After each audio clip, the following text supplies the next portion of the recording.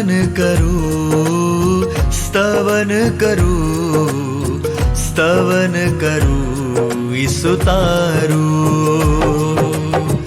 વચન સુણીને ગ્રહણ કરું સહુ, તેને પંથે ચાલું. સ્તવન કરું, સ્તવન કરું, સ્તવન કરું ઈસુ તારું. મારા વાલા મિત્રો, આજના સ્તવન કાર્યક્રમમાં આપનું હાર્દિક સ્વાગત કરું છું. મિત્રો, આ કાર્યક્રમમાં આપણે દાનિયેલના પુસ્તકનો અભ્યાસ કરી રહ્યા છીએ. આજે આપણે બીજા અધ્યાયની 10 થી 35 કલમો જોઈશું. તેમાં રાજાને આવેલા સ્વપ્નનો ખુલાસો બાબિલના જ્ઞાનીઓ કરી શક્યા નહીં, માટે રાજાને ગુસ્સો આવે છે અને તે સર્વનો નાશ કરવા હુકમ કરે છે. પણ મિત્રો, શું તેમનો નાશ થાય છે? તેમના સ્વપ્નનો ખુલાસો કોણ આપે છે? આ બધું સમજવા માટે આવો આપણે સાથે મળીને આજના અભ્યાસક્રમની શરૂઆત કરીએ.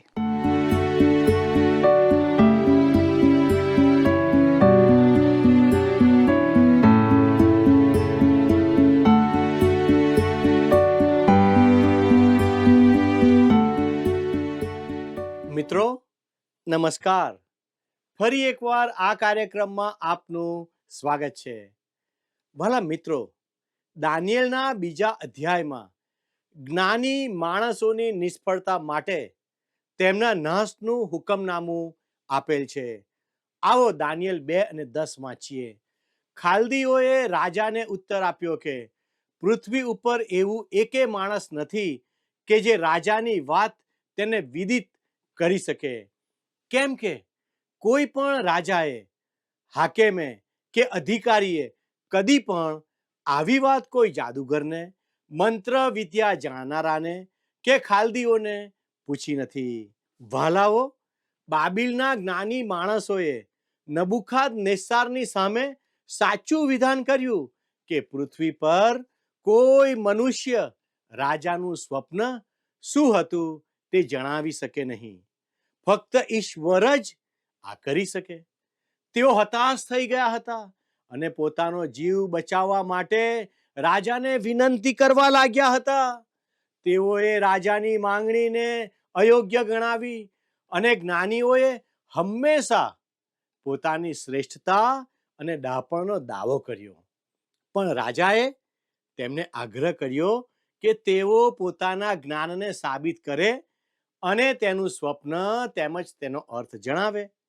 હવે બીજા અધ્યાયની 11મી કલમમાં લખ્યું છે, જે વાત રાજા જાણવા માંગે છે તે તો દુર્લભ છે અને દેવો કે જેમનો વાસો દેહમાં નથી તેઓ સિવાય બીજો કોઈ એવો નથી કે જે રાજાને તે વિદિત કરી શકે.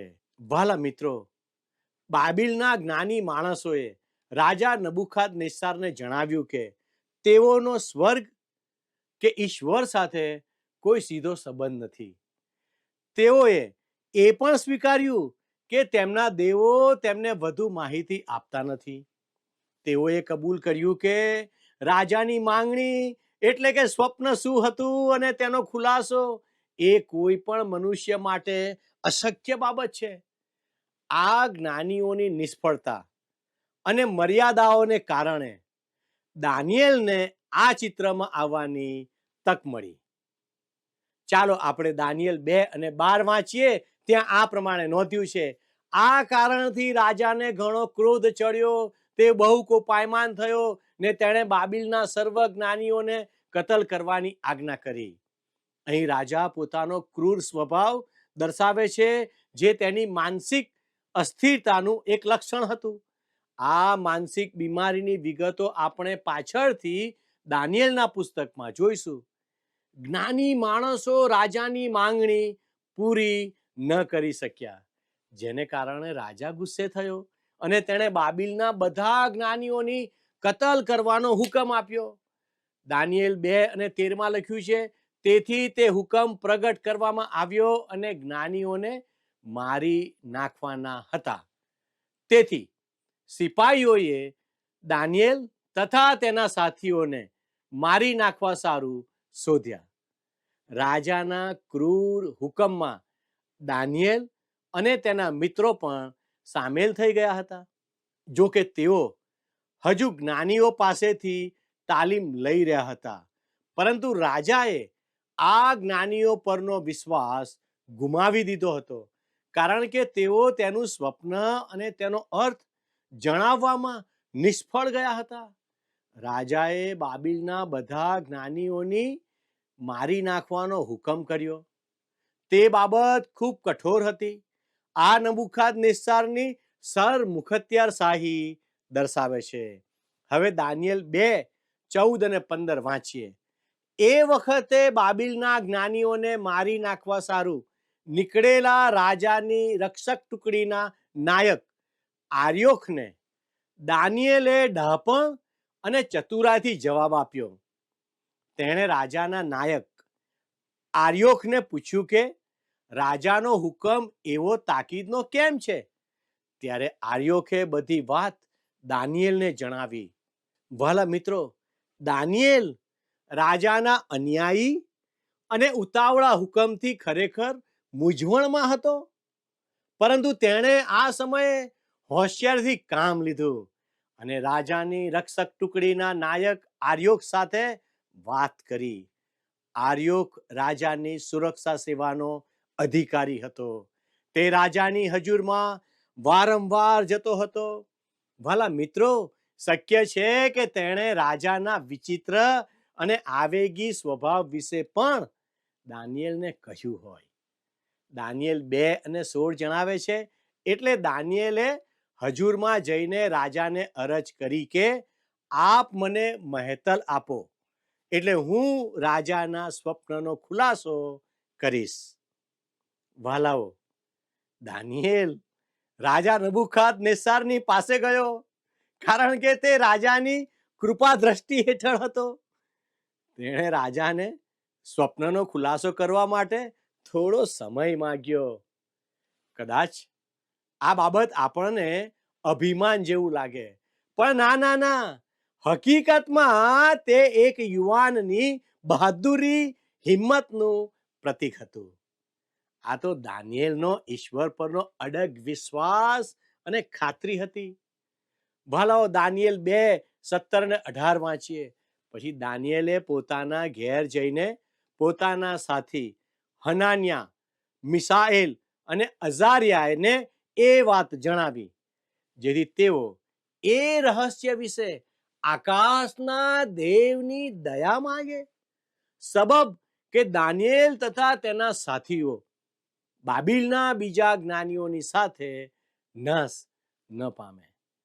ભલાઓ, દાનિયેલ, એઝરા અને નહેમ્યા જેવા પુસ્તકો જે બંદીવાસના સમયની વાત કરે છે, તેમાં ઈશ્વરને આકાશના ઈશ્વર તરીકે ઓળખવામાં આવે છે.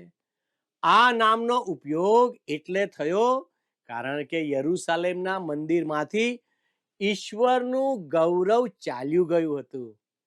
હિબ્રુ યુવાનો અને દાનિયેલ જાણતા હતા કે ઈશ્વર હવે યરૂશાલેમના નાના મંદિરમાં મર્યાદિત નથી. તે આકાશના ઈશ્વર છે, જે સર્વવ્યાપી અને સર્વશક્તિમાન છે. દાનિયેલ અને તેના સાથીઓની પ્રાર્થનાઓનો આધાર ઈશ્વરની કૃપા હતી. વાલા મિત્રો, ઈશ્વર પ્રાર્થનાનો જવાબ કોઈ વ્યક્તિની લાયકાત, પ્રયત્નો, ચારિત્ર કે કાર્યોને લીધે નથી આપતા, પરંતુ પોતાની કૃપાને કારણે આપે છે. આજે જ્યારે આપણે ઈસુના નામે પ્રાર્થના કરીએ છીએ, તેનો અર્થ એ છે કે આપણે પોતાની લાયકાતને બદલે ઈસુ ખ્રિસ્તની લાયકાત અને ઈશ્વરની કૃપા પર નિર્ભય રહીએ છીએ. મિત્રો, હવે દાનિયેલ 2:19 જણાવે છે, તે ધ્યાનથી નિહાળો. રાતના સંદર્શનમાં એ મર્મ દાનિયેલને પ્રગટ કરવામાં આવ્યો.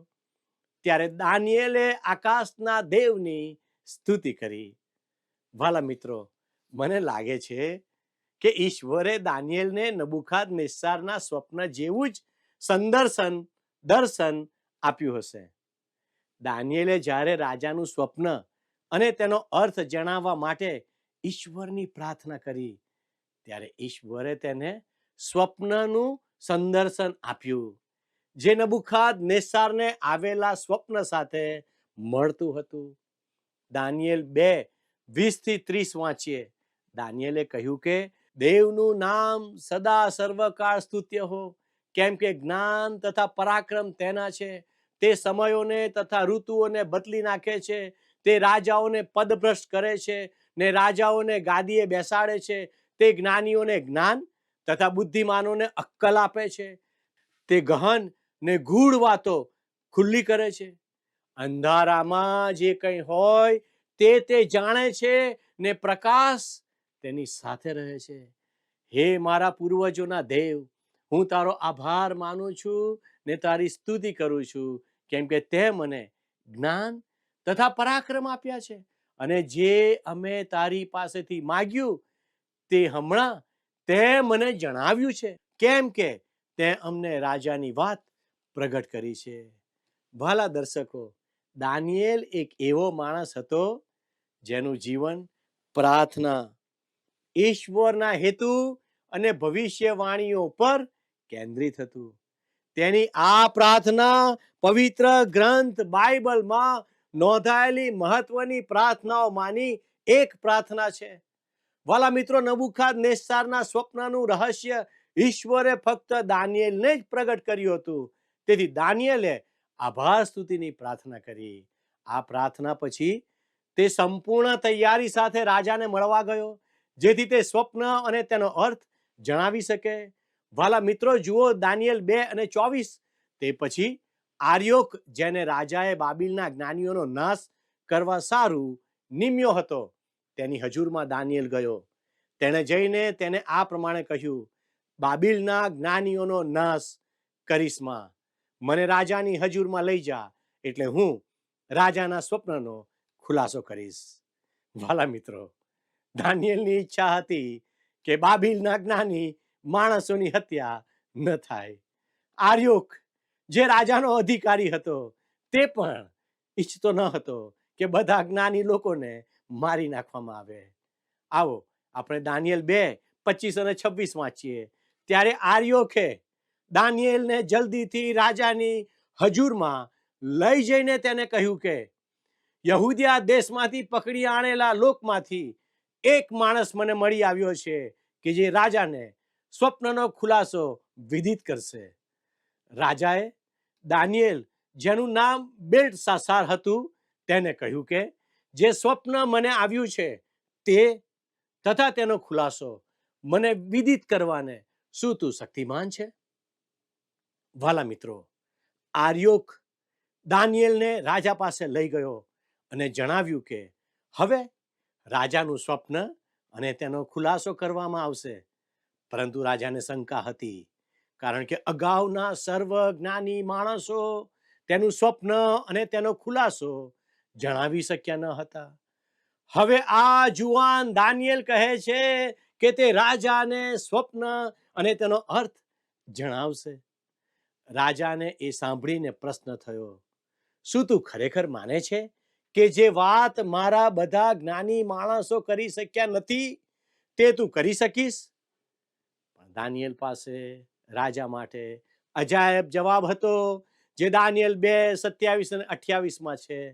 દાનિયેલે રાજાને ઉત્તર આપ્યો કે જે મર્મ વિશે આપે પૂછ્યું છે તે જ્ઞાનીઓ, મંત્ર વિદ્યા જાણનારાઓ, જાદુગરો કે જોશીઓ બતાવી શકતા નથી, પણ આકાશમાં એક દેવ છે કે જે મર્મ ખોલે છે ને હવે પછીના વખતમાં શું થવાનું છે તે તેણે નબુખાદનેસ્સાર રાજાને જણાવ્યું છે.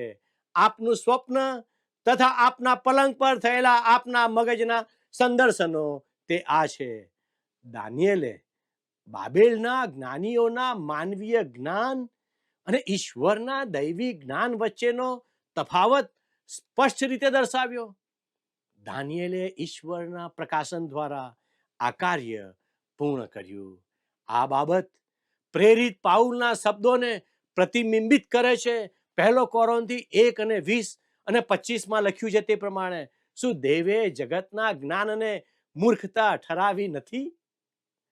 કારણ કે માણસોના જ્ઞાન કરતા દેવની મૂર્ખતામાં વિશેષ જ્ઞાન છે, અને માણસોની શક્તિ કરતા દેવની નિર્બળતા વિશેષ શક્તિ છે.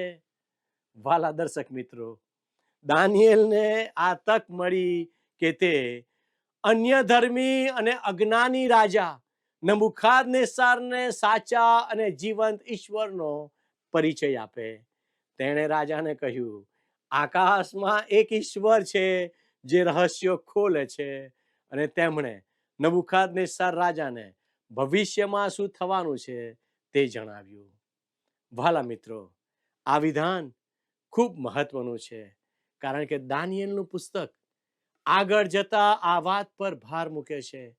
આ સ્વપ્ન વિદેશીઓના શાસનના સમયના અંતને દર્શાવે છે. વિદેશીઓના સમયનો અંત ધીમે ધીમે ધીમે આગળ વધીને ઇઝરાયેલ પ્રજાના અંતિમ દિવસો સાથે જોડાશે. આ બંને સમય મહાન સંકટોમાં સમાપ્ત થશે અને ઈશ્વરની યોજના પૂરી થશે. વિદેશીઓના સમયો અને વિદેશીઓની સંપૂર્ણતા એ બે અલગ અલગ વિચારો છે. રોમન 11:25 સંત પાઉલ કહે છે, વિદેશીઓની સંપૂર્ણતા માહે આવે ત્યાં સુધી ઇઝરાયલમાં કેટલેક ભાગે કઠિનતા થઈ છે. એ રહસ્ય વિશે તમે અજાણ્યા રહો એવી મારી ઈચ્છા નથી. વાલા દર્શક મિત્રો, વિદેશીઓની સંપૂર્ણતા મંડળીના આકાશગમન સાથે અંત પામશે. બીજી તરફ વિદેશીઓના સમયો એ નબૂખદનેસ્સારના સમયથી શરૂ થયેલો બિન યહૂદી શાસનનો સમયગાળો છે, જે મહાન સંકટના સમય સુધી ચાલુ રહે છે. આ સમયે ઈશ્વર પોતાનું ધ્યાન ફરીથી ઇઝરાયલ પ્રજા પર રાખશે. આવો 29મી કલમ વાંચીએ. એટલે હે રાજા, હવે પછી શું થવાનું છે તે વિશે આપને તો આપના પલંગ પર વિચાર આવ્યા, અને મર્મોના ખોલનારે ભવિષ્યમાં શું થશે તે આપને જણાવ્યું છે. ભલાઓ, જ્યારે નબૂખદનેસ્સાર રાત્રે પોતાના પલંગ પર સૂતો હતો, ત્યારે તેને ભવિષ્ય વિશે ચિંતા અને મૂંઝવણ થવા લાગી. તેણે પોતાની શરૂઆત એક નાના રાજા તરીકે કરી હતી, પરંતુ હવે તે વિશ્વનો શક્તિશાળી સમ્રાટ બની ગયો હતો. આ વિશાળ સામ્રાજ્યનું ભવિષ્ય અને તેની જવાબદારીઓએ તેને મૂંઝવણમાં નાખ્યો હતો. દાનિયેલ 2:30 તે કહે છે, પણ બીજા માણસો કરતા મારામાં કંઈ વધારે જ્ઞાન હોવાથી આ મર્મ મને પ્રગટ થયો છે એમ તો નહીં, પણ એ માટે મને સમજાવવામાં આવ્યો છે કે એનો ખુલાસો રાજાના જાણવામાં આવે ને આપ પોતાના અંતઃકરણના વિચાર જાણો. વાલા દર્શકો, નબૂખદનેસ્સાર રાજાના સ્વપ્નને તેના રાજ્યના ભવિષ્ય અને વિશ્વ સામ્રાજ્યના પરિણામ સાથે સંબંધ હતો. નબૂખદનેસ્સાર જે રાજ્યોનો અચાનક માલિક અને સરમુખત્યાર બની ગયો, તેના ભાવિ વિશે તેને ચિંતા હતી. આ સ્વપ્ન તેના પ્રશ્નોનો ઈશ્વર તરફથી જવાબ હતો. દાનિયેલ સ્પષ્ટ કરે છે કે તે પોતે આ ખુલાસા માટે કોઈ રીતે લાયક નથી, કેમ કે આકાશમાંના ઈશ્વરે તેને આ સ્વપ્ન પ્રગટ કર્યું છે. ઈશ્વરની આ સ્વપ્ન પ્રગટ કરવા પાછળની ઈચ્છા જ્ઞાની માણસોની જિંદગી બચાવવાની અને નબૂખદનેસ્સારની આતુરતા સંતોષવાની હતી. વાલા દર્શકો, નબૂખદનેસ્સારના સ્વપ્નમાં ઈશ્વરે તેની સાથે એવી ભાષામાં વાત કરી જે તે સમજી શકે. આ ભાષા તેના રાજ્યના બાહ્ય ગૌરવ અને વૈભવ સાથે જોડાયેલી હતી. ઈશ્વરે સ્વપ્નમાં નબૂખદનેસ્સારને તેના સામ્રાજ્યનો બાહ્ય મહિમા બતાવ્યો. આ સ્વપ્ન ફક્ત નબૂખદનેસ્સારનું જ નહીં, પરંતુ વિદેશીઓના શાસનનું પણ સ્વપ્ન હતું.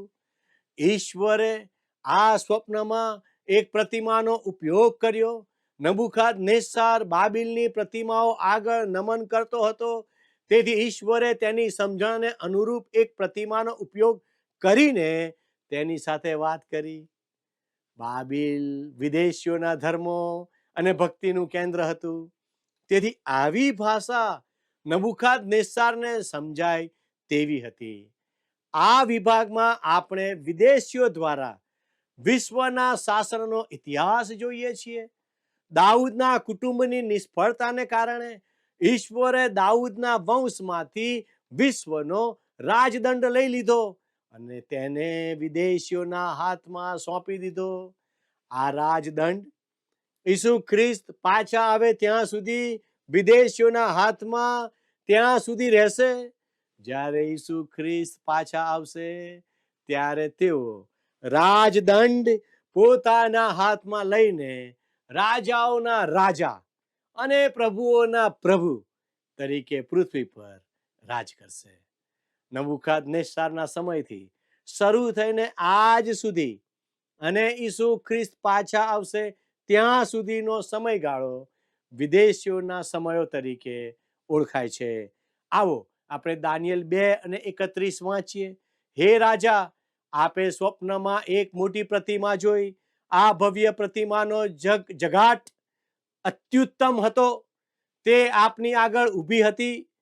તેનું સ્વરૂપ ભયંકર હતું. નબુખાદનેસ્સારના સ્વપ્નમાં જે પ્રતિમા હતી તે ભવ્ય અને અતિ પ્રકાશિત, પરંતુ ભયંકર અને ડરાવનારી હતી. જ્યારે દાનિયેલે આ સ્વપ્નનું વર્ણન રાજા સમક્ષ કર્યું ત્યારે નબુખાદનેસ્સારના ચહેરા પરના હાવભાવ બદલાઈ ગયા હશે. શરૂઆતમાં તે શંકાશીલ હતો, પરંતુ જેમ જેમ દાનિયેલે સ્વપ્નનું ચોક્કસ વર્ણન કર્યું તેમ તેમ તેની શંકા સમજણ અને આનંદમાં ફેરવાઈ ગયા હશે. વાલા મિત્રો, જ્યારે દાનિયેલે કહ્યું, તમે એક મહાન પ્રતિમા જોઈ જેનો ચમકાટ ભયંકર હતો, ત્યારે રાજાની આંખોમાં ચમક આવી હશે. કદાચ તે ઉત્સાહથી પોતાની ગાદી પરથી આગળ આવી ઝૂકી ગયો હશે, મારા મિત્રો, અને કહ્યું હશે, હા જુવાન, આવું જ હતું. મારા વાલા દર્શક મિત્રો, આવો દાનિયેલ 2:32 અને 33 જોઈએ. એ પ્રતિમાનું માથું તો ચોખ્ખા સોનાનું હતું. તેની છાતી ને તેના ભુજ રૂપાના, તેનું પેટ ને તેની જાંઘો પિત્તળના, તેના પગ લોઢાના, તેના પગની પાટલીઓનો કેટલોક ભાગ લોઢાનો ને કેટલોક ભાગ માટીનો હતો. મારા દર્શક મિત્રો, જ્યારે દાનિયેલે નબુખાદનેસ્સારના સ્વપ્નનું વર્ણન કર્યું ત્યારે નબુખાદનેસ્સાર દાનિયેલ પાસેથી સ્વપ્નનો ખુલાસો સાંભળવા માટે તૈયાર હતો. મિત્રો, અભ્યાસી ટ્રેગેલેસના મત મુજબ આ સ્વપ્નની બધી બાબતો રાજા સમજી શકે તે રીતે ગોઠવાયેલી હતી અને રાજા સમજી શકે તેવી ભાષામાં ઈશ્વર તેની સાથે વાત કરે છે. રાજાના દરબારમાં જ્યારે દાનિયેલે આ અદ્ભુત પ્રતિમાનું વર્ણન કર્યું ત્યારે શાંતિ છવાઈ ગઈ. આ પ્રતિમા ભવ્ય, આનંદમય, ભયાનક અને પ્રકાશિત હતી. તેનું વર્ણન આ પ્રમાણે હતું. માથું સોનાનું હતું, છાતી અને હાથ રૂપાના હતા, પેટ અને જાંઘો પિત્તળના હતા, પગો લોખંડના હતા અને પંજો લોખંડ અને માટી સાથે મિશ્રિત હતા. આ પ્રતિમા વિવિધ ધાતુઓ અને માટીના મિશ્રણથી બનેલી હતી. મિત્રો, 34 અને 35મી કલમ જણાવે છે, આપ જોતા હતા એટલામાં કોઈ માણસના હાથ અડક્યા વગર એક શિલા કાપી કાઢવામાં આવી ને તેણે તે પ્રતિમાની પાટલીઓ જે લોઢાની તથા માટીની હતી તેમના પર મારો ચલાવ્યો ને તેમને ભાંગીને તેમના ટુકડે ટુકડા કર્યા. ત્યાર પછી લોઢું, માટી, પિત્તળ, રૂપું તથા સોનું તમામને ભાંગીને ચૂરે ચૂરા કરવામાં આવ્યા. તે ઉનાળાના ખળામાંના ભૂસા જેવા થઈ ગયા અને પવન તેમને એવી રીતે ઉડાડી લઈ ગયો કે તેમનું ઠામ ઠેકાણું રહ્યું નહીં. જે શિલાએ પ્રતિમાને ભાંગી નાખી તેનો એક મોટો પર્વત થઈ ગયો ને તેથી આખી પૃથ્વી ભરાઈ ગઈ.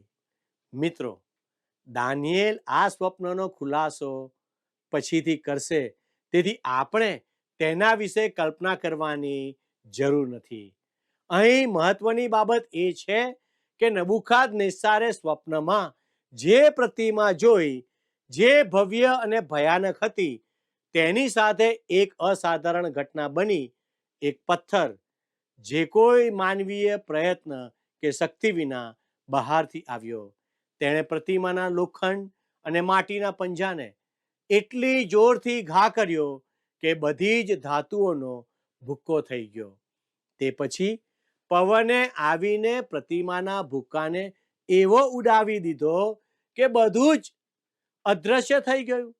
આ પછી તે પથ્થર જીવંત પથ્થર તરીકે વધવા લાગ્યો અને તેનાથી આખી દુનિયા ભરાઈ ગઈ અને તેણે તે પ્રતિમાનું સ્થાન લીધું. પ્રિય મિત્રો, મારો સમય હવે પૂરો થાય છે.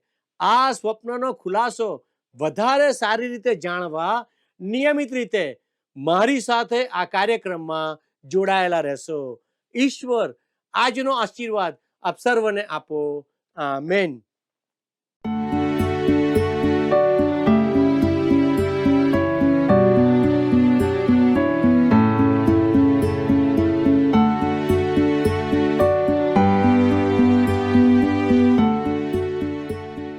મારા પ્રિય ભાઈઓ અને બહેનો, આ બાઇબલનો પાઠ આપણને ઈશ્વરની સર્વશક્તિમાન યોજના અને તેની દૈવી શક્તિની ઝલક આપે છે. નબૂખાદનેસ્સારનું સ્વપ્ન ફક્ત તેના સામ્રાજ્યનું જ નહીં, પરંતુ વિદેશીઓના સમયના ઉદય અને પતનનું પ્રતીક છે.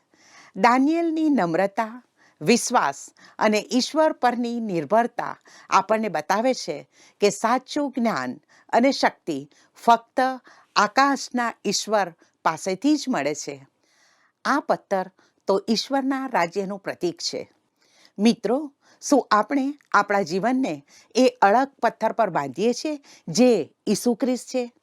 યાદ રાખીએ કે માણસના બનાવેલા બધા સામ્રાજ્યો અંતે નાશ પામશે, પણ ઈશ્વરનું રાજ્ય સદાકાળ રહેશે. આ શિક્ષણ આપણને ઈશ્વરની કૃપા પર નિર્ભર રહેવાની અને ઈસુ ખ્રિસ્તના પુનરાગમન દ્વારા પૂર્ણ થનારી તેની યોજનામાં વિશ્વાસ રાખવાની પ્રેરણા આપે છે.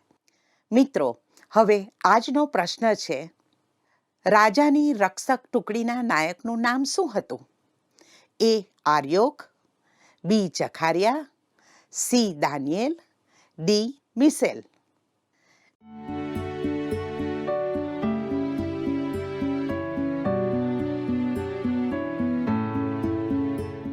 મિત્રો, ગત પ્રશ્નનો જવાબ છે એ અરામી.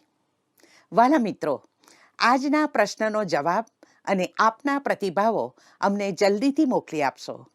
અમારો સંપર્ક નંબર છે 94 29 37 56 10 9429 37 5610. ધન્યવાદ.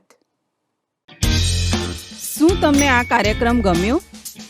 અત્યારે જ અમને મિસ કોલ કરો.